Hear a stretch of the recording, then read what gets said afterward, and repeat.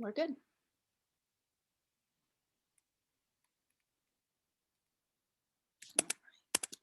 So hello, everyone. Welcome to Congregation Am Haskalah's 10-part continuing education series on reconstructing Judaism. If you've missed any of our earlier classes, I'm putting links to view them in the chat on YouTube, as well as a link to sign up for our emails and a link to donate to the cost of putting on today's class. If you'd like me to email you these links, just send me your email address in the chat. And now, Student Rabbi Armin Langer. Thank you, Liz. Hi, everyone. Brokim Habayim. Welcome to today's session. As Liz mentioned in the introduction, today's learning event is part of a series of learning events on Reconstructionist Judaism. We looked at the origin of reconstructing Judaism in the first classes and in the first years, the development of Reconstructionist philosophy and theology. The last two times we discussed the notions of God, the notions of divinity in Reconstructionist thought, and the ideas of prayer. Why do we pray? And who do we pray to, or what do we pray? With Rabbi Steve Nathan. And today I have the pleasure to discuss with you mitzvot, commandments. What are the mitzvot in a Reconstructionist framework? What is their role? What do they mean and what do they not mean? Let me just share my screen with you.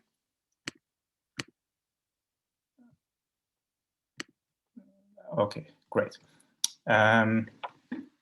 You are invited to ask questions in the chat box or unmute yourself.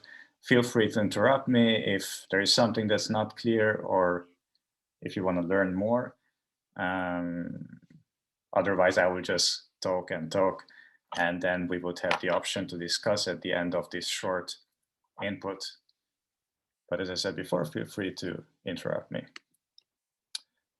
Okay, so first, I wanted to say a few words about what mitzvot are, and we are going to have a very quick review of the origin of mitzvot and the various traditional viewpoints on the mitzvot.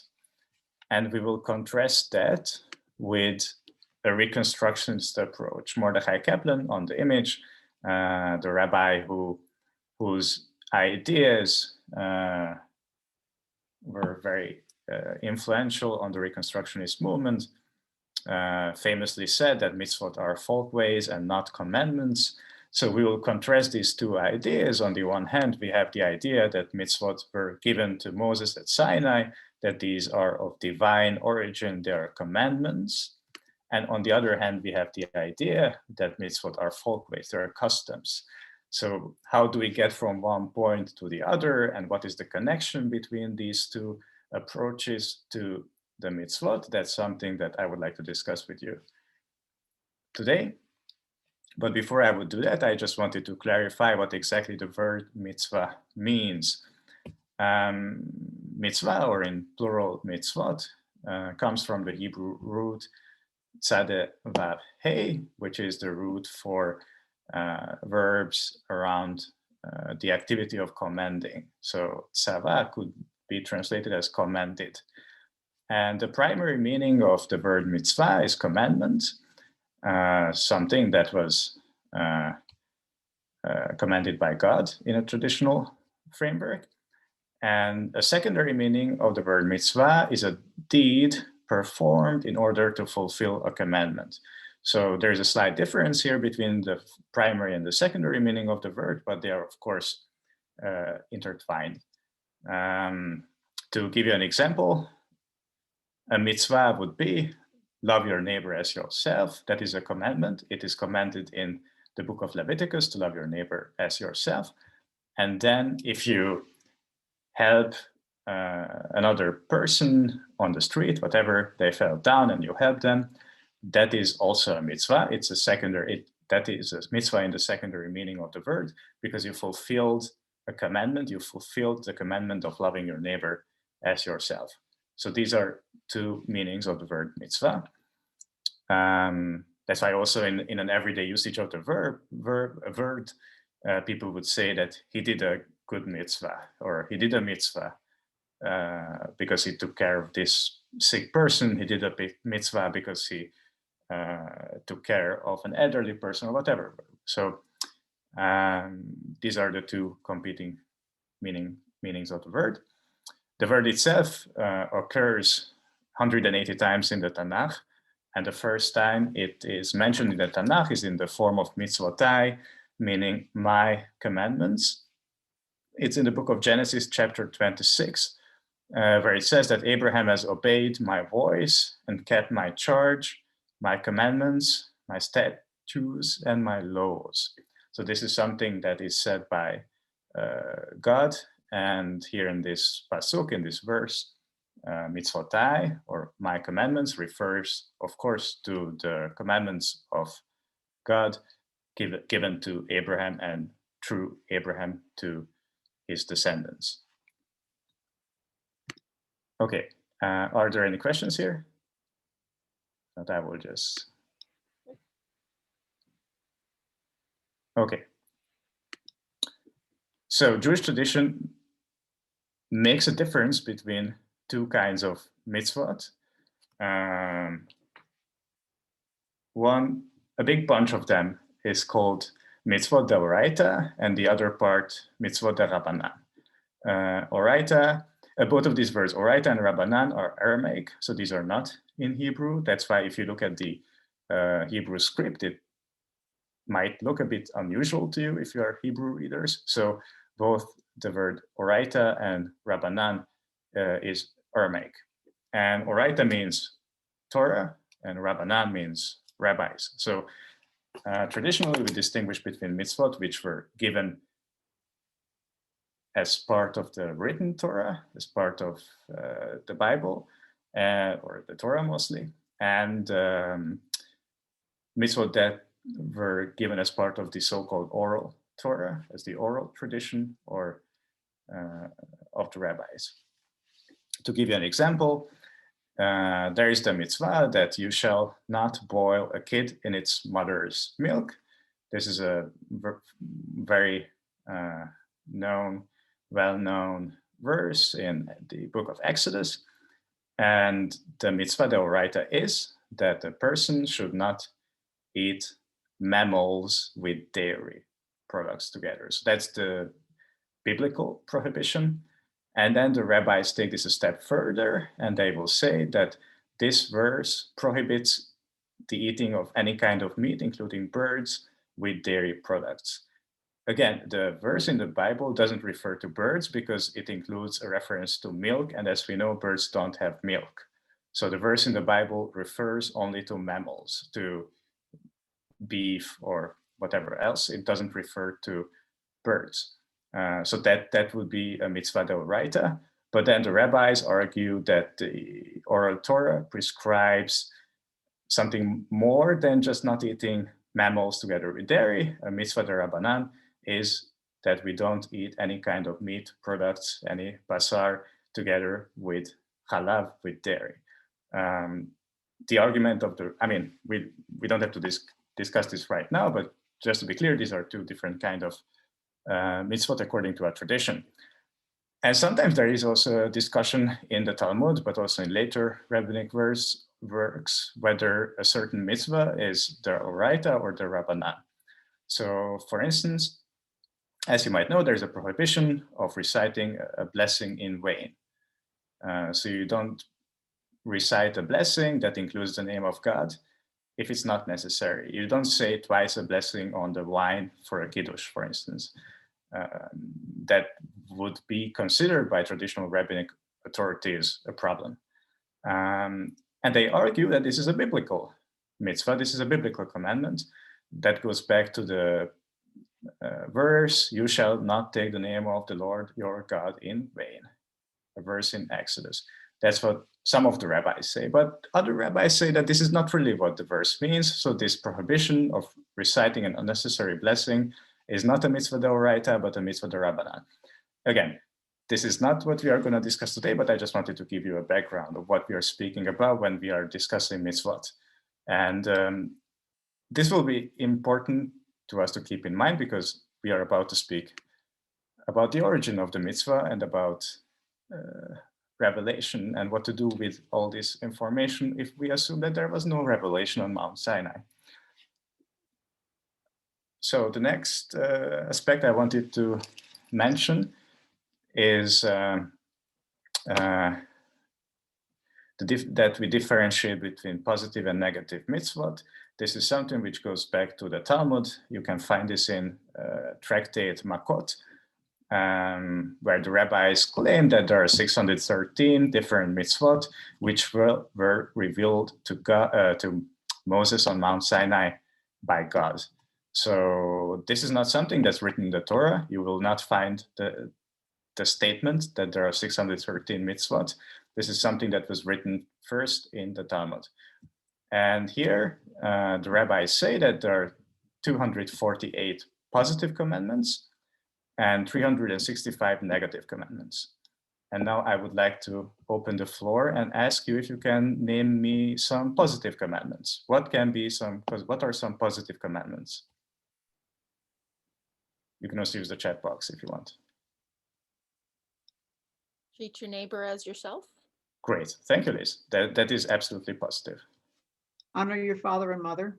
Great, thank you, Jane. Observe Shabbat. Great, thank you, Wilma.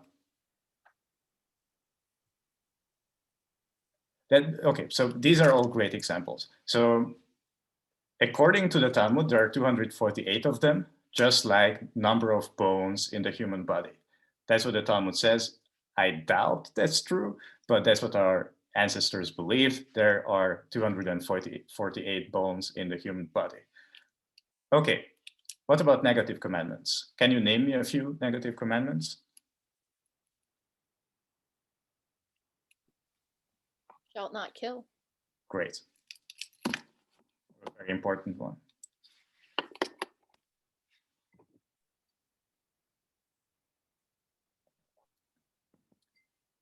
Or the one. Steal.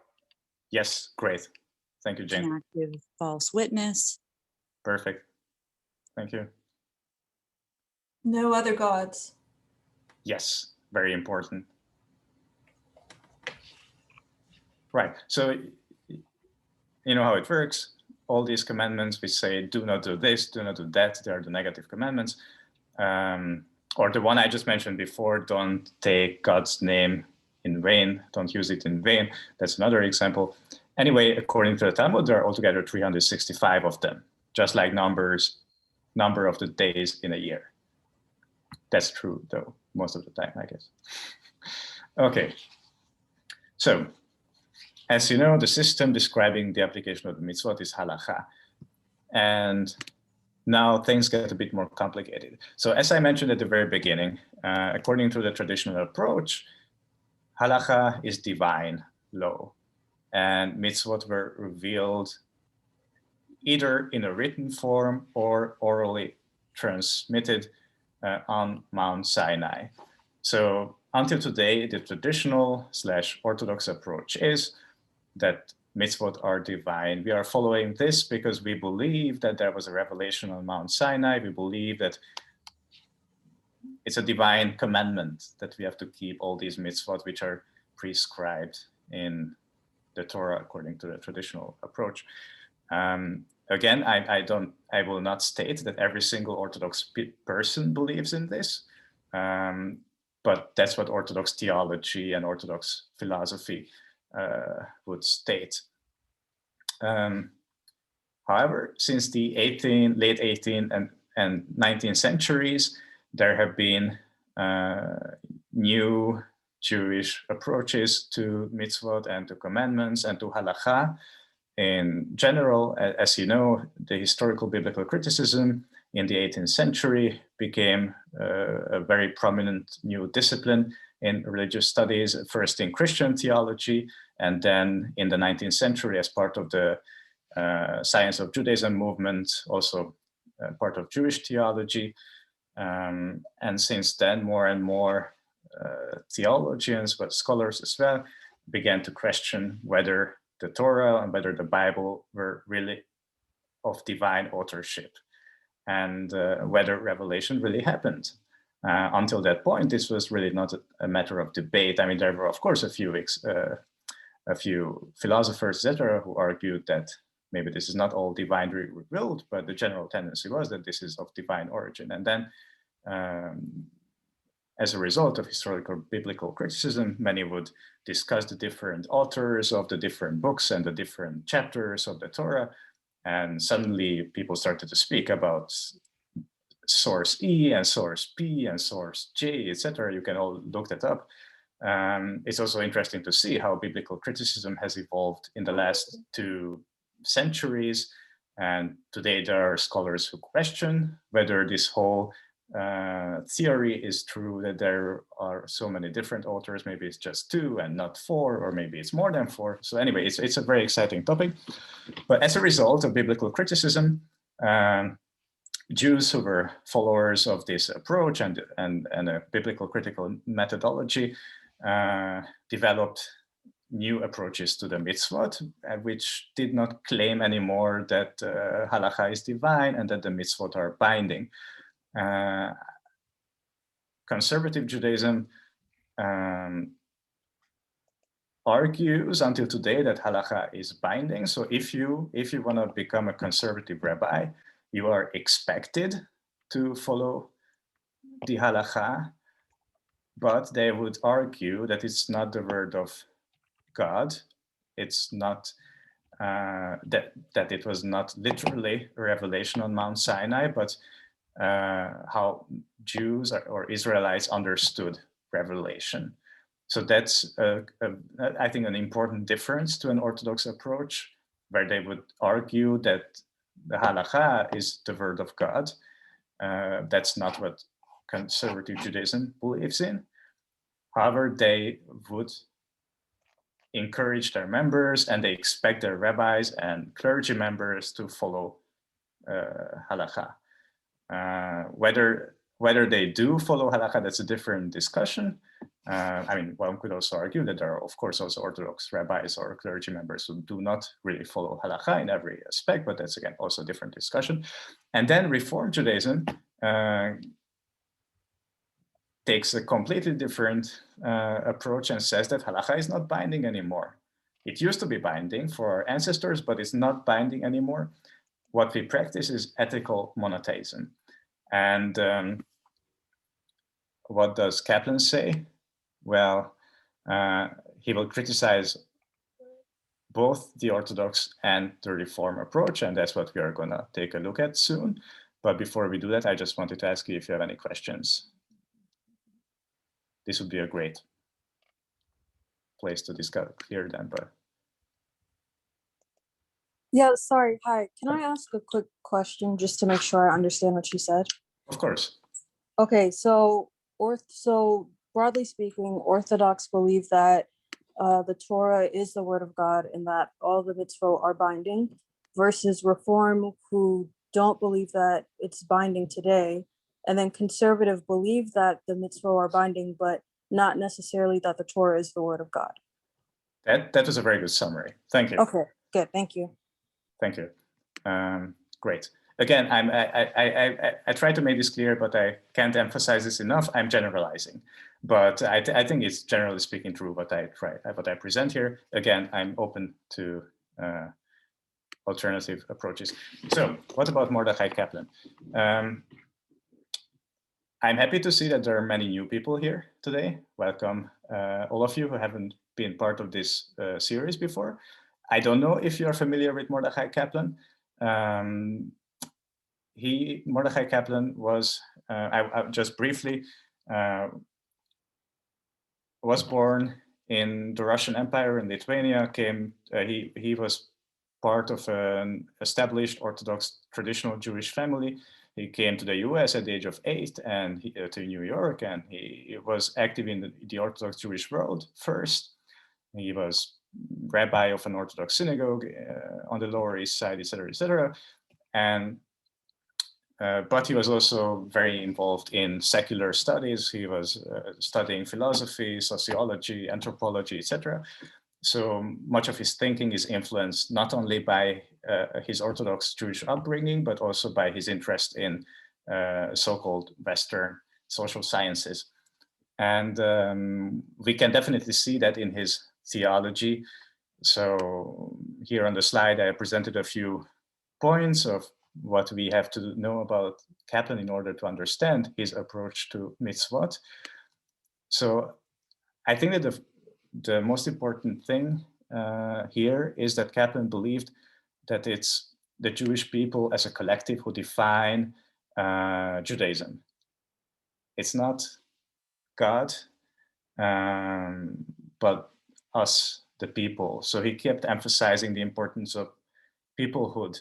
That was a key factor in his whole theology. And in his theology, every generation of Jews are supposed to define Halacha for themselves. They're supposed to define their behavior and belief for themselves. The past does have a vote, as he used to say, but not a veto. So the past does influence our decision-making, and the decision-making of our ancestors has an influence on our decision-making, but our ancestors are not supposed to make decisions for us. And what's also very important here is Kaplan believed that it's not the individual who is supposed to make decisions, but the community. So that I would say that that is a difference to mainstream Reform Judaism, where the role of the individual is much more emphasized than in traditional Reconstructionist communities, where it's the community that decides what the members of the community are supposed to do. Again, nothing is as black and white, but I think there are these general tendencies. Kaplan, as I mentioned before, did not accept the idea of a divine revelation. So when he said that, when he discussed revelation and Halacha, he argued that this was how our ancestors perceived revelation and how they imagined their behavior ideally. He also emphasized the importance of living into civilizations, in a Jewish and in a so-called secular or Western civilization at the same time. So encouraged Jews to develop a Judaism that is fitting for this synthesis, for the synthesis of Jewishness and Americanness. He clearly positioned himself in America and in an American context, but I mean, I'm not American and I do like his writing and philosophy a lot. So I think it also works outside of America, but he developed. So again, we spoke about Kaplan before, so if this was not clear, I would encourage you to visit the video clips of the previous lectures. Liz posted the links in the chat box so you can check them out later. This was just a very brief summary of what Kaplan believed in. We spent 2 hours discussing Kaplan previously. Okay. So what about the mitzvot? And what about Kaplan's approach to an Orthodox and Reform understanding of the mitzvot? I also have to note that Kaplan didn't really discuss conservative theology, because in the time when his earlier writings were written, conservative Judaism didn't really exist in a sense as it exists today. So much of Kaplan's writing, or especially the ones I'm discussing now, are from the 1920s. And the Jewish Theological Seminary, which is, of course, the most important conservative intellectual establishment or whatever, did exist already in the 1920s, but it was not clear yet what conservative Judaism is and what it should be. It was practically an Orthodox institution, but with biblical scholars, with historical biblical criticism. offered as a course.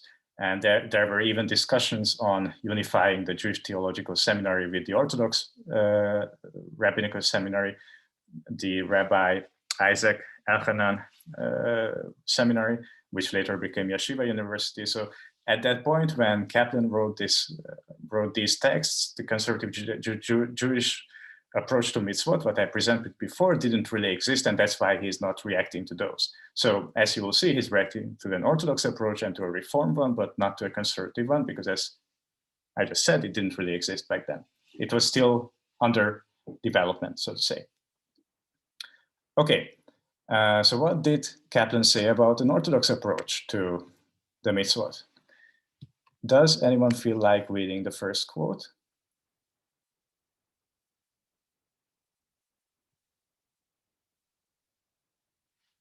I can read it for you if you like.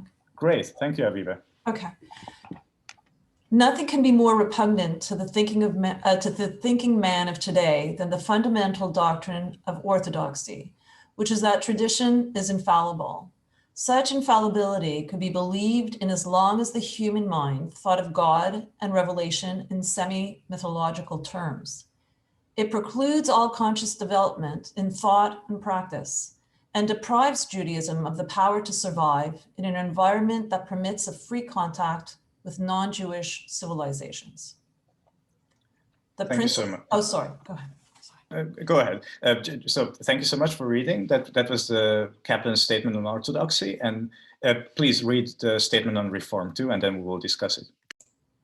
The principles and practices of Reform Judaism, to our mind, make inevitably for the complete disappearance of Jewish life.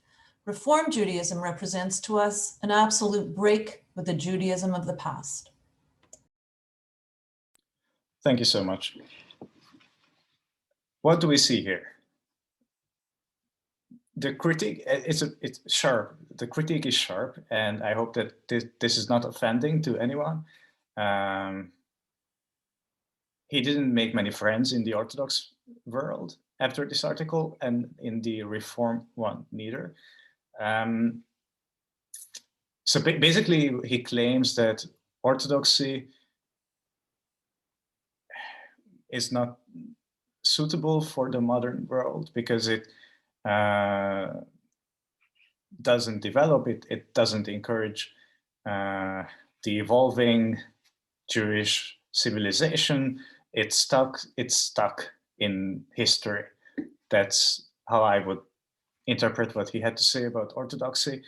And when it comes to reform, as I mentioned before, Reform Judaism abandoned the notion of Halacha as something binding, which doesn't mean, by the way, that there are no Reform Jews who are observing certain rituals. But when it comes to the movement, as far as I know, that's true also today, Halacha is not considered to be binding. And especially when it comes to the Reform movement at the beginning of the 20th century, when Kaplan wrote this article, the Reform movement back then was less traditional than today. So that's actually interesting that the Reform movement is today more traditional than 100 years ago. So that's also something we have to keep in mind. Like, I'm not sure if you know that, but the Reform movement considered Judaism to be a religion officially and not an ethnicity till 1937. So also at the time when Kaplan published this article, the official standpoint of the Reform movement was that Judaism is just a religion and it's not peoplehood. It's not an ethnicity, it's not a nationality, it's just a question of belief. And that's also part of the reason why Kaplan argued that with Reform Judaism, there is no Jewish future. Again, I don't know if Kaplan would make the same statement about Reform Judaism today. I don't know. But the rejection of mitzvot and the complete rejection of the importance of halacha. Sorry, Armin, may I ask a question? I apologize, it's my first time, and I'm just curious with one thing. When Mordechai Kaplan kind of went away from Orthodoxy, what happened to his population, his followers? I'm sorry, I'm not sure.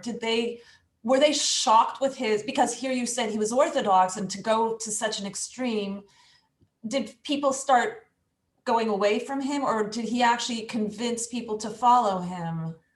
Thank you. Aviva, is it the way you pronounce your name? Yes. Thanks. Yes, that's a very good question.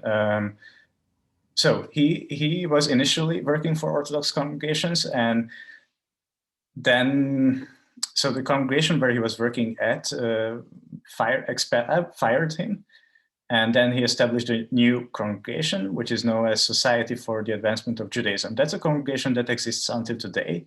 It was founded in 1920, and that is considered to be the first Reconstructionist synagogue. It's in New York, in Manhattan. And the founders of the Society for Advancement, Society for or of Advancement, I'm not sure, of Advancement of Judaism. Anyway, so the founders were all Orthodox Jews. They all came from Orthodox Jewish families who followed Kaplan, who left his previous job, basically, who left that shul together with Kaplan. It was not a lot of people, a few dozen, as far as I know. But so his first followers were definitely Orthodox, but that changed pretty soon. And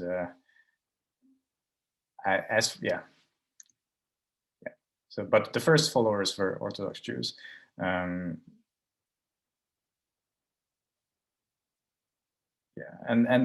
also, so he was actually teaching at the Jewish Theological Seminary, at the Conservative Rabbinical Seminary. And he had also many followers who came through the Jewish Theological Seminary. So maybe these two sources. Okay. So now we know what he didn't like, and let's see what he liked. How did he imagine a contemporary approach to Halacha and Mitzvot? So Kaplan was known to refer to Mitzvot as folkways. So he certainly couldn't refer to them as commandments because he didn't believe that they were commanded. Instead, he kept referring to Mitzvot as folkways. And that was also a method for him to emphasize that these rituals, practices, observances were made up or created by people, by the folk. These were the ways they expressed their belonging to the Jewish people. And as Kaplan wrote, these folkways, or I will call them commandments anyway, so these commandments did develop throughout the generations, and that's actually true. So we know, as scholars of Jewish history know, that halacha, so it's not true that halacha hasn't changed throughout the millennia, because it has.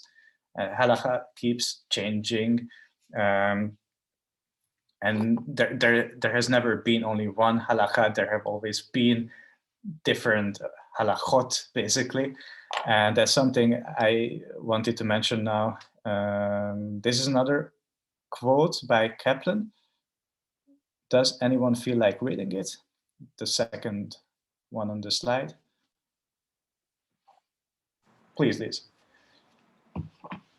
We accept the halacha, which is rooted in the Talmud, as the norm of Jewish life, availing ourselves at the same time of the method implicit therein to interpret and develop the body of Jewish law in accordance with the actual conditions and spiritual needs of modern life. Thank you so much. Right, so there are just two things I wanted to mention regarding this quote. First of all, he writes that the halacha is rooted in the Talmud.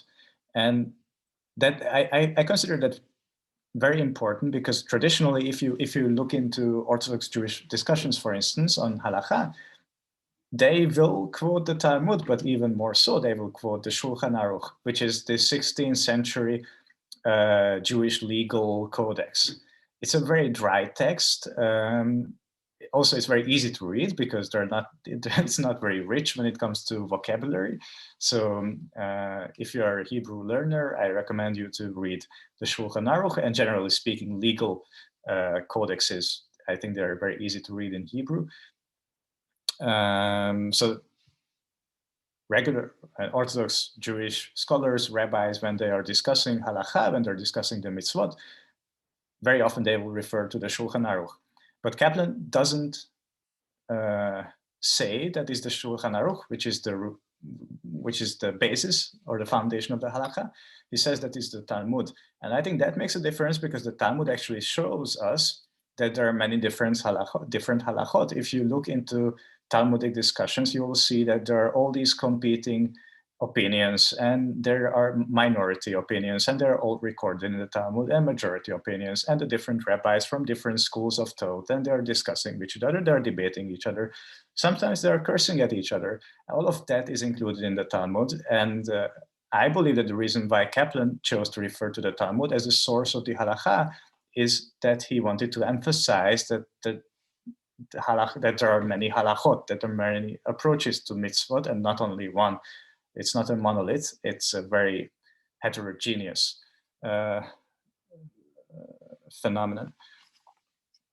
And another aspect which I wanted to emphasize in this quote is that we have to interpret and develop the body of Jewish law that speaks to actual conditions and the spiritual needs of modern life. I think that would be a great motto for a Reconstructionist approach to Halacha and to mitzvot, that we have to develop the norms for ourselves, which doesn't mean, again, that we should ignore what our ancestors developed, but I think that it's up to us, up to our generation to Can I share work on something? this. If Of course. that's okay. Please. I was just thinking because when I received my get, when I got divorced Jewishly, which was very difficult, actually, I was in Aguna for quite a while. So when I received my get, I had to go to our Vad Ha'ir, to the kind of the Jewish court here in Montreal. And they followed, because the rabbis that were there, they were Orthodox, they followed that tradition. I guess it's the halacha, where the witness has to be the one to hand me the thing. It had to be a man, it had to be done a specific way, according to Orthodox halacha. When I arrived to my shul, which is Reconstructionist, I was very lucky. I was asked to be a witness. And the rabbi, which I thought was so beautiful, it was new for me, the tradition that he did, it wasn't just the man giving the woman, it was the woman giving out also the man. And literally I had to hold everything in. I started crying because here I saw a tradition that was so beautiful in the sense that they respected the woman the same way for the man. So it's not that the man is just giving it to her, it was equal, and it was truly incredible. So I'm thinking about halacha and how it changes with the time. And I think it was very emotional for me. And I just wanted to share that because I thought that was really connected to Rabbi Kaplan, to Mordechai Kaplan. Thank you so much for sharing. Very much appreciated. Also, I just wanted to note, I will not speak for much longer, and we'll have the opportunity to discuss with each other. I also would love to hear more from you. But thank you for sharing, Elvira.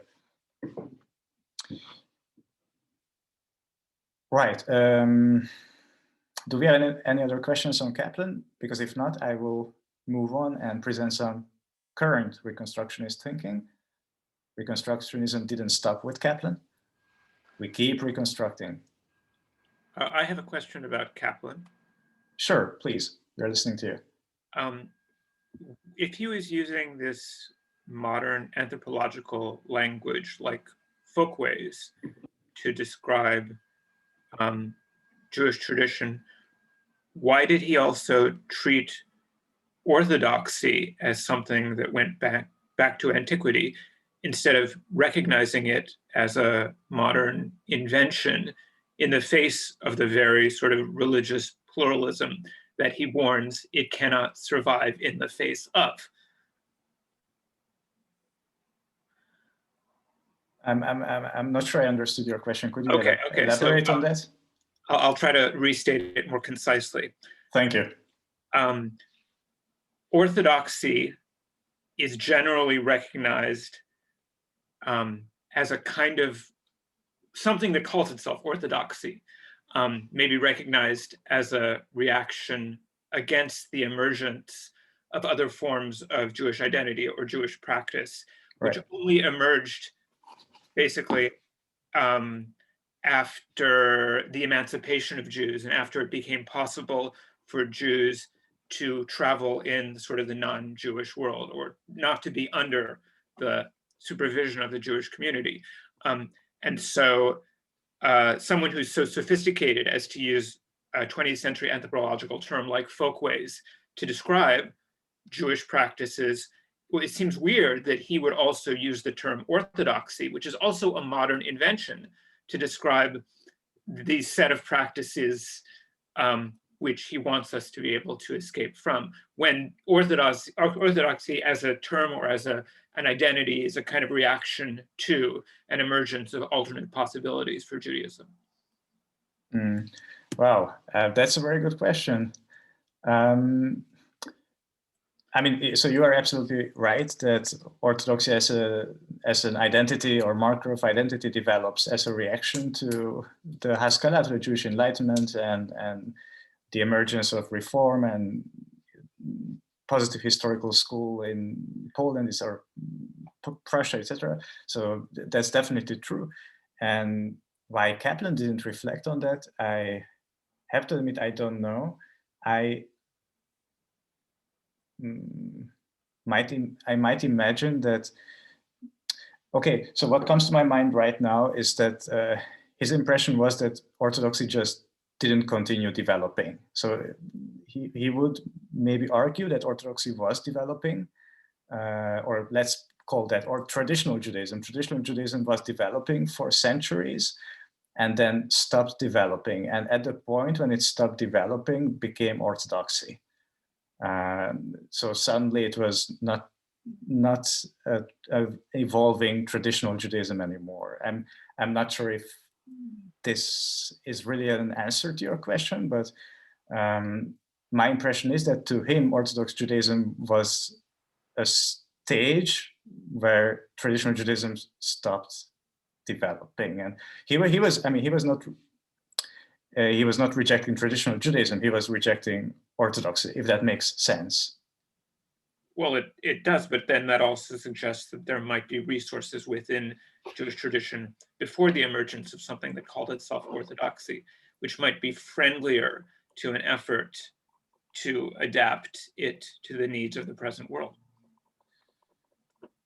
That's true. I also have to mention, and maybe that, again, this is not, again, I'm not really answering your question, but maybe this helps to think about what you were asking, because this is a good question what you're posing. So Kaplan didn't plan on starting a new movement. What he wanted to do is to refresh Judaism, and he didn't even think in denominations. Like, he was very critical of all these different denominations, which I would argue is a pretty traditional approach to Judaism. He didn't want to establish a new movement. He was not the one who established Reconstructionist Judaism as a movement. It was one of his followers, Ira Eisenstein, who established it in the 60s eventually. And Kaplan supported it after a while, but that was not his idea. He didn't want to start a new movement. He wanted to bring new life, basically, into existing movements. And you might, I think it would be interesting for you and for everyone else to reach out to Mel Scalt. Mel Scalt is a biographer of Mordechai Kaplan, and he published diaries by Kaplan. Kaplan wrote a lot of diary entries, very extensively, and sometimes it's not so easy to read the diary entries, but I think it's really worth it. Sometimes they tell more about the thinking of Kaplan than his publications. And I haven't read all the diary, but I read some entries, and my impression is that he maybe would have loved to stay within a traditional Jewish framework. He himself, by the way, remained halachically observant all his life. So even though I don't have a study to present at this point, my personal impression is that many Reconstructionist Jews today are not halachically observant, but Kaplan himself remained halachically observant till the end of his life. And he wanted to reconstruct Judaism as it was, maybe before the emancipation even, and reconstruct that to the modern needs. That's helpful, thanks. Thank you. You really made me think. Okay. I would suggest to move on, and we can, of course, discuss this later. Oh, by the way, I'm sorry, I don't know who asked the question because I don't see the names on my screen when I share my screen. But anyway, I would recommend you to read Kaplan's Judaism as a Civilization, because there he actually does discuss traditional Judaism as a model to imitate for modern Jews, traditional Judaism prior to the Enlightenment. So that's one of the chapters, if I'm not mistaken. But also reaching out to Maskalt is always a good idea, and Maskalt is a really good person. He replies to emails very fast, speaking from my own experience. So I would encourage you to reach out to him. Thanks, and I'm Josh, by the way. Oh, hi, Josh. Thanks, thank you.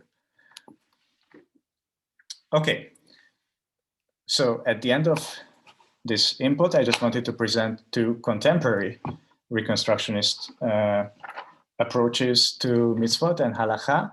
As we will see, there is some difference here to the language that Kaplan was using.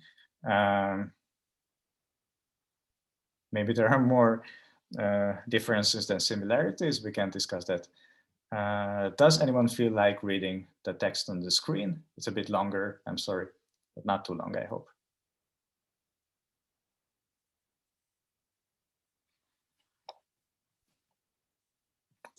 All right, I'll read it. I had to get my glasses here. Oh. Okay, let's see. The Reconstructionist approach is post-halakhic because we live in a post-halakhic world, a world where Jewish law cannot be enforced. Obligation and spiritual discipline exist without the enforcement of a functioning legal system. Thus, we take Halacha seriously as a source and resource that can shape expectations while not necessarily seeing ourselves as bound by inherited claims of obligation. Therefore, the practices advocated in this guide are not monolithic, and the voices of a lively group of commentators provide further insights, arguments, and alternative approaches that span the broad range of views advocated by Reconstructionist rabbis and scholars. The guide assumes that thoughtful individuals and committed communities can handle diversity and will, of necessity, reach their own conclusions. Thank you so much. I'm sorry, I don't see again the names. Oh, Lisanne. I'm Lisanne. Lisanne, hi Lisanne, thank you for reading. Mm-hmm. Great. So, okay, first of all, first surprise, at least it was a surprise to me, the word post-halachic. So this is something that doesn't come up in the writing of Kaplan. Oh yeah, for those who don't see the screen and are on the phone with us, this was a quote by David Deutsch, who was the head of the Reconstructionist movement for, I don't know, quite some time. And he edited and published the book, A Guide to Jewish Practice. It's a collection of essays written by Reconstructionist rabbis and leaders on Jewish practice, surprise. Anyway, and the assumption of this book is that we are living in a post-halachic world. And what they understand under post-halachic world is that Jewish law is not enforced anymore. We already mentioned the Enlightenment.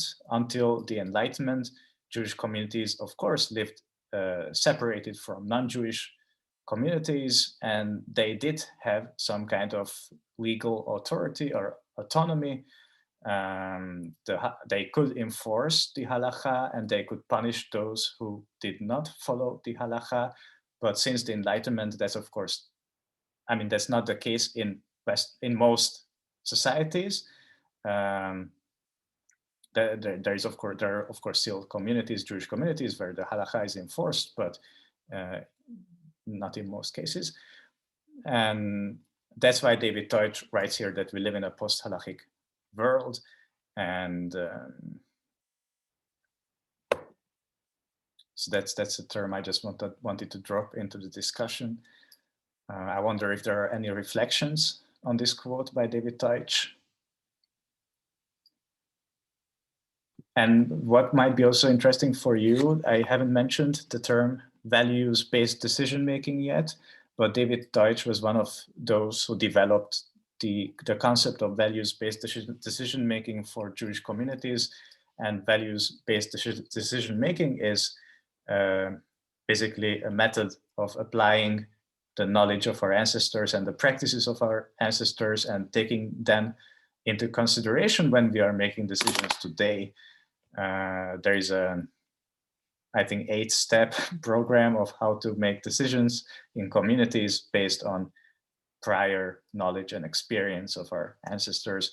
And this is something that was developed by David Deutsch for a post-halachic world. One could argue that this is a modern version of creating mitzvot. That's not what David Deutsch says, for the record, but this is something that can influence practices in Jewish communities today. There's a second source I wanted to show you. This is written by Rabbi Bronstein, Reconstructionist rabbi, in 2016. It's a fun article. If you Google it, you will find it. The article is entitled Reconstructionist Judaism, a Crash Course. Bronstein begins his article with something that I can absolutely relate to. So he writes, people keep asking me, what's Reconstructionist Judaism? And I'm just tired of explaining it all the time. So here I have 3 points, and I will send them this article every time they ask me the question or something like that. You can find it for yourself. I also get that question all the time, especially when I enter the US and the TSA agent asks me, what's the Reconstructionist Rabbinical College and what's the Reconstructionist Rabbi? Last time I had a Jewish TSA agent, and he made me explain the difference between Reform Judaism and Reconstructionist Judaism. And that's not a discussion I want to have at the border, especially after a flight of 7 or 8 hours. So anyway, so a contemporary Reconstructionist approach to the mitzvot. This is the last reading I have for today. I can read it, but I would appreciate if someone else would read it.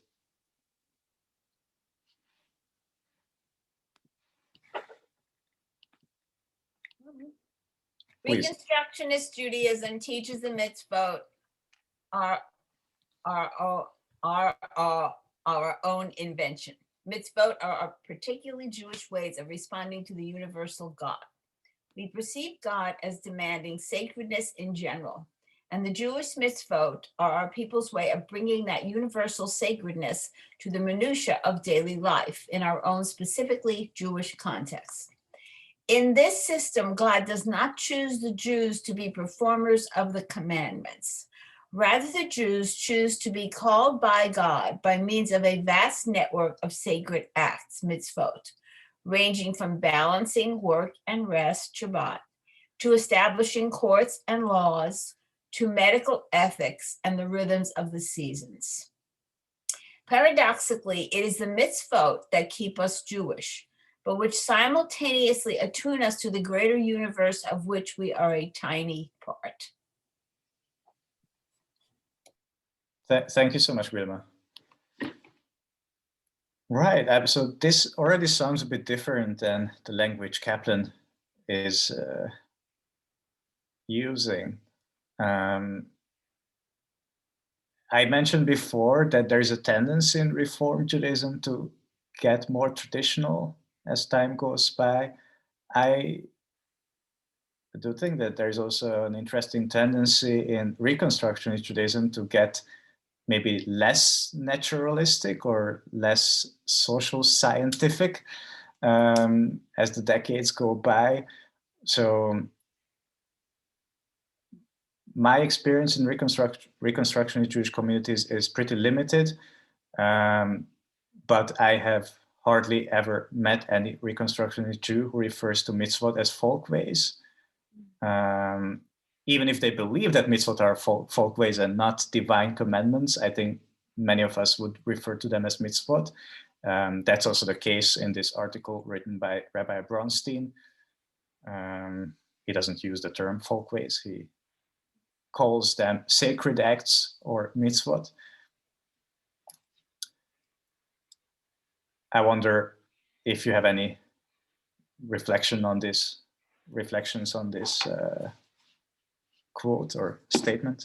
Can I reflect? I don't know if I'm right, but the way that when I speak to other Reconstructionists, often they say it's not coming above downward, it's coming from down going upward. And that's how I seem to understand for myself. It's what I'm doing and what I am with my fellow man, and raising myself above it all, raising it upwards. And that's how, for myself, that is how I try to act in my daily life. And that's how I understand it. Thank you. I like that a lot. I also have a question. Particularly in the previous passage, it sounded very similar to a Reform account of mitzvot, basically as elective. And I'm wondering if there are any important differences that we should take note of in this contemporary Reconstructionist approach. Thank you, I'm not Josh. trying to be the TSA agent, by the way. No. That's okay. I get along well with TSA agents usually, so that's not a problem.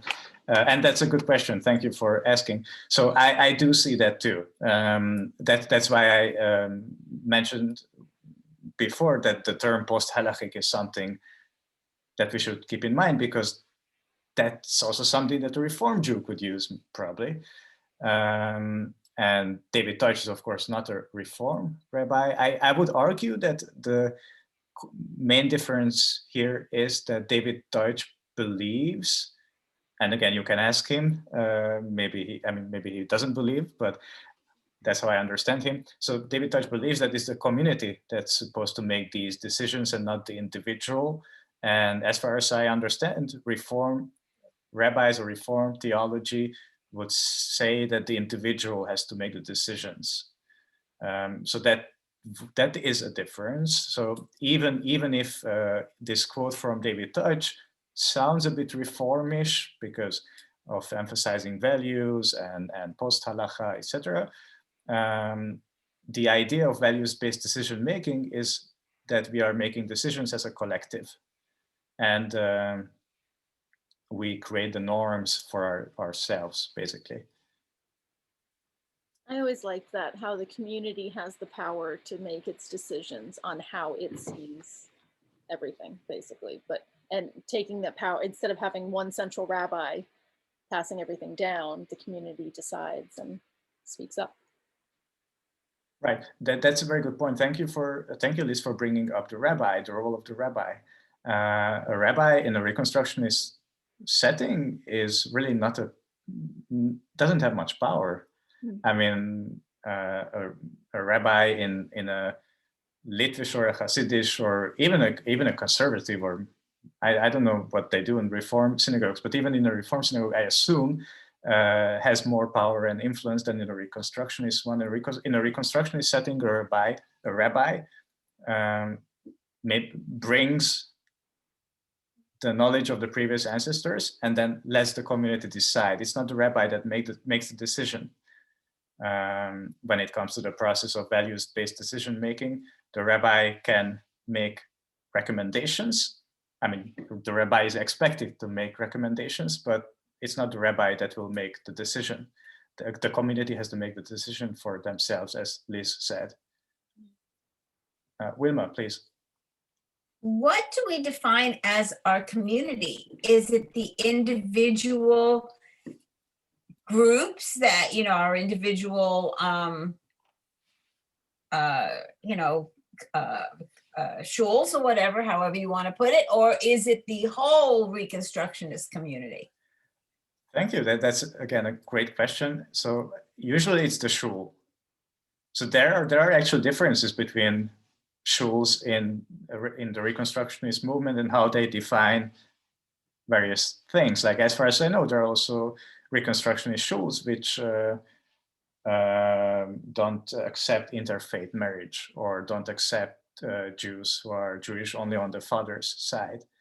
Then that's probably a minority among Reconstructionist Jews, but that's possible because of the power of the community. And I have another question. Please. Modern Orthodoxy is progressing too, and I don't know exactly how that fits in. I don't know if modern Orthodox Jews know how that fits in. I don't know who knows how that fits in. The thing is, it's also, I find it personally hard to define where modern Orthodoxy begins and ends. And sometimes I think it's hard to find the border between modern Orthodoxy and conservative Judaism. I mean, maybe belief in revelation and the divine origin of the Torah would be a difference. But then again, the line is so blurry. I don't know how they fit into this picture. But if anyone has an opinion on that, I would love to hear it. Like any, I'm sorry. I was gonna say, like any group, it's again not a monolith, and I'm sure there's such a wide range in there. Yeah, like I know that we keep speaking of the Orthodox Jews, but obviously there are so many different groups that we label as Orthodox Jews that we non-Orthodox Jews label as Orthodox Jews. Like modern Orthodoxy, Wilma, you brought them up. Even within modern Orthodoxy, there are different branches, and I know that some of these branches receive a lot of criticism from other branches of modern Orthodoxy, and of course from other branches of Orthodoxy which we do not label as modern Orthodoxy. So it's not easy, but very exciting, I think.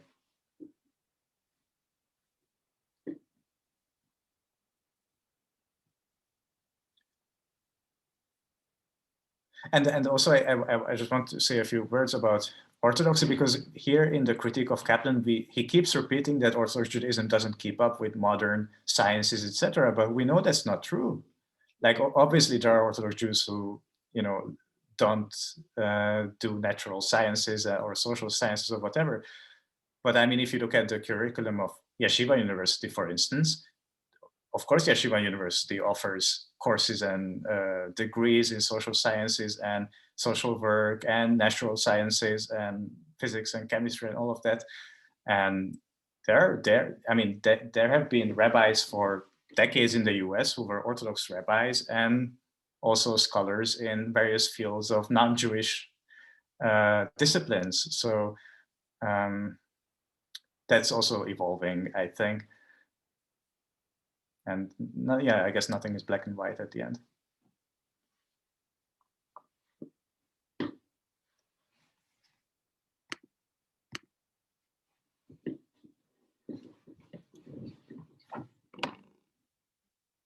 I will stop sharing so we can see each other.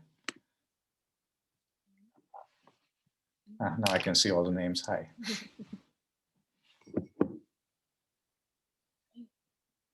Thank you for everything, Armin. I really appreciate it. I'm sure everybody else here does. Does anybody else have any other follow-up questions? Okay. I'm going to stop the recording.